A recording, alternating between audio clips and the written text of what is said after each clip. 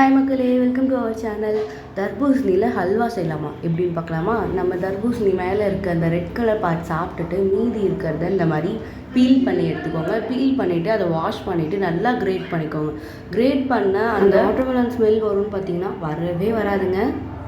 இது நல்லா ஒரு ஒயிட் கிளாத்தில் போட்டு ஃபுல்லாக ஸ்டெயின் பண்ணி எடுத்துக்கோங்க. அதில் இருக்க வாட்டர்ஸ் எல்லாமே போயிடணும்.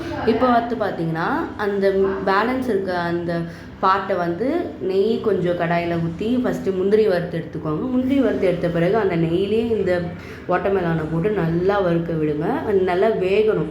நீங்கள் தண்ணி எதுவும் ஆட் பண்ண வேண்டாம். கொஞ்ச நேரம் மூடி போட்டு வச்சிங்கன்னா வெந்துடும். அப்போ அதுக்கப்புறம் 1/2 கப் சுகர், கொஞ்சமாக உப்பு சேர்த்து நல்லா கலந்து விடுங்க. அது நல்லா மெல்ட் ஆன பிறகு ஃபுட் கலர் ஆட் பண்ணி கலந்து விட்டுக்கோங்க. நல்லா கலந்த பிறகு முந்திரி, நம்ம வறுத்து வச்ச முந்திரி ஆட் பண்ணி சர்வ் பண்ணிங்கன்னா சூப்பரான ஹல்வா ரெடி ஆயிடுச்சு. எப்படி இருக்குன்னு ட்ரை பண்ணிட்டு கமெண்ட்டில் சொல்லுங்கள்.